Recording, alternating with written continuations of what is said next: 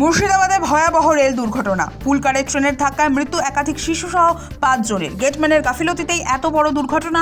সামনে আসছে বিস্ফোরক তথ্য, বড় পদক্ষেপ রেলের। দায়িত্বে গাফিলতির অভিযোগে গ্রেফতার লেভেল ক্রসিং এর গেটম্যান। দায়িত্বপ্রাপ্ত সুপারভাইজারকে সাময়িক বরখাস্ত করার পাশাপাশি বিশেষ তদন্ত কমিটি গঠন। মৃতদের পরিবারকে 10 লক্ষ টাকা করে ক্ষতিপূরণের ঘোষণা। ঘটনাস্থল থেকে রেলমন্ত্রী অশ্বিনী বৈষ্ণবকে ফোন অধীর রঞ্জন চৌধুরী। যথাযথ ব্যবস্থা নেওয়ার আশ্বাস রেলমন্ত্রীর। অধীরের অভিযোগ গেটম্যানই মূল অপরাধী। এই রেলের যে কর্মচারী তার গাফিলতি, এখানকার যে গেটম্যান সে হচ্ছে ডাবল ইঞ্জিন সরকার নয়, ডাবল ইঞ্জিন বিপর্যয়। মুর্শিদাবাদের ট্রেন দুর্ঘটনা নিয়ে বিজেপি সরকারকে তীব্র তোপ অভিষেক বন্দ্যোপাধ্যায়। প্রশ্ন তুললেন, সিগন্যালিং এর গলদ নাকি চরম গাফিলতি? আর কত নিরীহ প্রাণ যাবে? জবাব দেবে কে? ডাবল ইঞ্জিন সরকার আসলে ডাবল ইঞ্জিন বিপর্যয়। সরব তৃণমূল সাংসদ। পুরোটাই হিউম্যান এরর। মানুষের মারাত্মক ভুলের জন্য এই ঘটনা। গাফিলতি বরদাস্ত নয়। মুর্শিদাবাদের দুর্ঘটনায় চরম শাস্তির হুঁশিয়ারি মুখ্যমন্ত্রী শুভেন্দু অধিকারীর। ঘটনার পুঙ্খানুপুঙ্খ তদন্ত হবে, যারা দোষী প্রমাণিত হবে কঠোর ব্যবস্থা নেওয়া হবে, বার্তা মুখ্যমন্ত্রীর।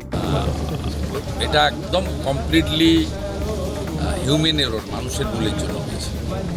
এটা কোনো দুর্ঘটনা নয়, ক্ষমার অযোগ্য অপরাধ গেটম্যান করেছে। এটা ক্ষমা করার মতো জায়গায় নেই।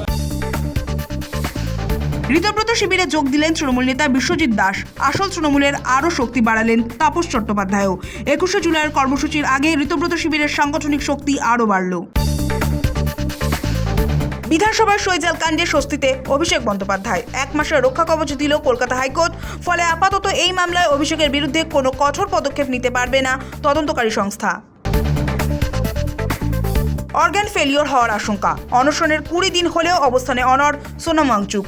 তার স্বাস্থ্য নিয়ে গোটা দেশ যখন উদ্বিগ্ন, ঠিক সেই সময় দেশবাসীর কাছে তার আর্জি, 20 জুলাই সংসদ অভিযানের কর্মসূচিকে সফল করুন। সোনাম ওয়াংচুকের সমর্থনে বিধানসভায় ধর্নায় কালীঘাট তৃণমূল। শুক্রবার বিধানসভা চত্বরে ব্যানার প্ল্যাকার্ড হাতে ধর্নায় বসেন তৃণমূলের মোট 8 জন নেতা। মোদী সরকারকে তীব্র আক্রমণ শানালেন কুণাল ঘোষ, শোভনদেব চট্টোপাধ্যায়রা। প্রতিবাদের অধিকারী কেড়ে নিচ্ছে কেন্দ্র। সোনাম ওয়াংচুকের অনশন 20 দিনে যন্তর মন্তরে গিয়ে পাশে দাঁড়ালো কংগ্রেসও। 42 বছর আগে প্রধানমন্ত্রী ইন্দিরা গান্ধী কেন লেতে গিয়েছিলেন সে কথা দলকে মনে করালেন সোনিয়া গান্ধী। সোনিয়ার সেই বার্তার পরই সোনামের কাছে পৌঁছে গেলেন প্রবীণ কংগ্রেস নেতা পবন খেরা। সমাজ মাধ্যমে সোনাম ওয়াংচুক এবং যুব সমাজকে সমর্থন জানিয়ে বিশেষ বার্তা কংগ্রেসের সর্বভারতীয় সাধারণ সম্পাদক কেসি বেণুগোপালের। 20 জুলাই সংসদ চলো অভিযান, তারপরই অনশন ভাঙছেন সোনাম ওয়াংচুক। জনগণকে দিলেন শর্ত। সংসদ অভিযানের ডাক দিয়ে বললেন, মিছিল সফল না হলে ভূত হয়ে ফিরব। শারীরিক অবস্থারও অবনতি। ভোটার তালিকা থেকে নাম বাদ যাওয়া মানেই নাগরিকত্ব বাতিল নয়। ধরে নেওয়া যাবে না যে তিনি ভারতীয় নাগরিক নন। কাউকে সুবিধা থেকে বঞ্চিত করা যাবে না।